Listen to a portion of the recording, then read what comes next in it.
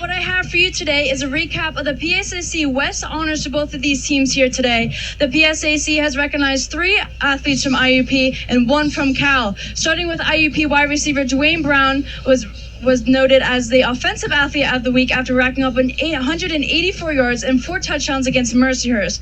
Quentin Maxwell received the same award back in week 2 after completing 12 for 15 passes for 246 yards and 3 touchdowns when the Crimson Hawks blanked Millersville 54-0. In week 3, 2 players on the field today. From Cal U defensive back Jimmy Pierce was a defensive athlete in the week, and from IUP place kicker Dylan Starka was special teams athlete of the week.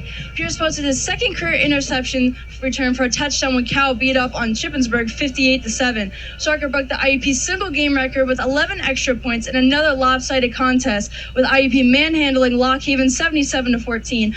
Obviously, a lot of talent on the field today for IUP's homecoming and the 11th annual Coal Bowl. Jake and Elliott, I have a feeling that this one's going to have a different outcome from what these 2 teams have experienced in the first few weeks of the season. You can't question their talent, like they're a loaded team.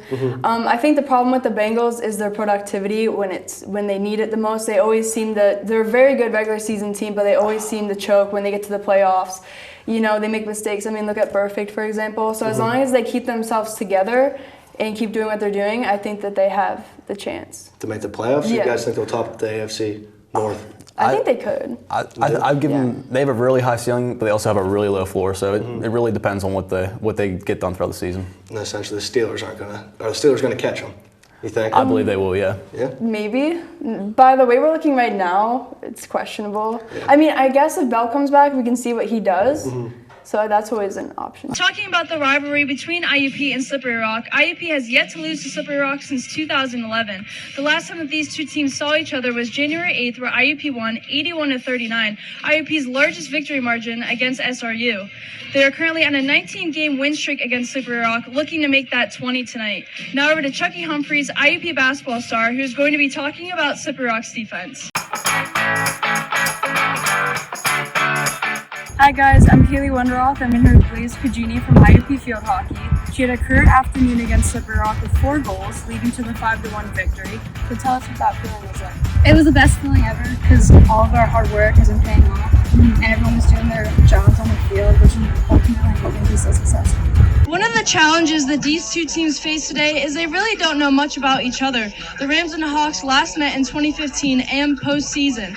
And with Shepherd just joining the PSAC this season, none of the players have been on the same field together before. Now to get to know the Rams a little bit better, let's talk about their sophomore quarterback, Tyson Bajan. Bajan comes from a nationally recognized high school program in Martinsburg, West Virginia, just miles from where he now goes to school at Shepherd. The Martinsburg High School Bulldogs have won 7 3A state championships since 2010, Bajan leading the school to 2 of those in 2017 and 2018. At 6'3" and 211 pounds, he is referred to as a pro-style quarterback.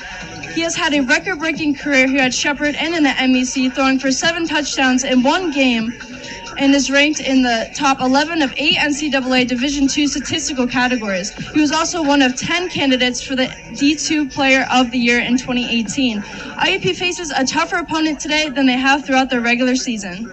Yeah, going along with that, like obviously, like our secondary is very weak. Like any deep balls, like we always leave the tight ends like pretty open, so that's something we have to work on.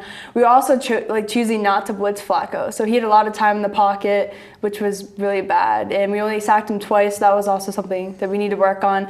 But those are like our on-the-field problems. We also have a lot of problems off the field. You have Bell, who's been like a consistent problem. I mean, they have been saying he's gonna come back week 7, but that's if he does. But I feel like that's not going to make the locker room like any better. So I think that we have that. And, you know, when the team's not supporting each other, like you're not going to be able to win games. So. Right. So you guys have never lost a slip. This is the 20th straight win against them. Do you ever think about that going into the game? No, we just take it game by game. Each game, we don't think about who's on the other side. We just try to do what we do best. And how are you and the team going to prepare for the road game at Cal next week? We're going to just prepare by, like I said, we're going to just focus on us, but also we know they're a tough competitor, so we're going to just study them a little bit. Thank you so much. Thank you. IUP men's basketball is up next.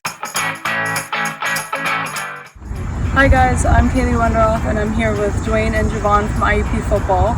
So you guys had your first game back last weekend after the COVID season and missing that. You guys had a good fourth quarter comeback, so tell us what that feeling was like.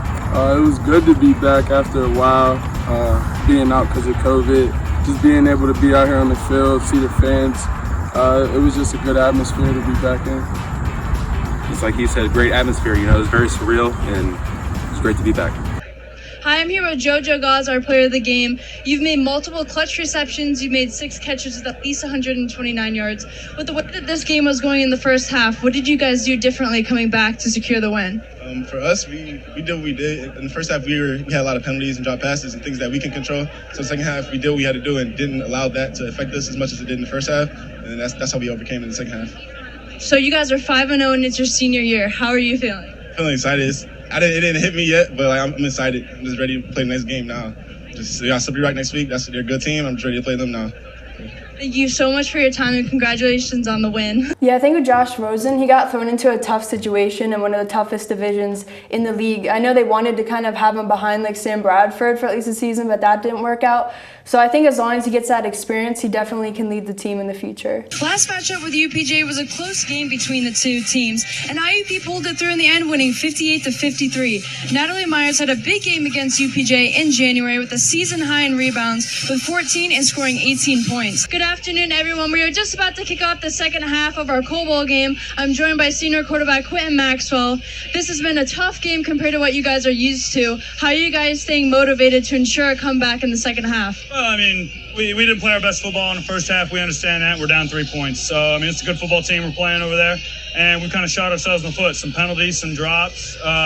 So we just got to come out, execute. We confidently feel that we're fine right where we're at. Just got to come out in the second half and execute.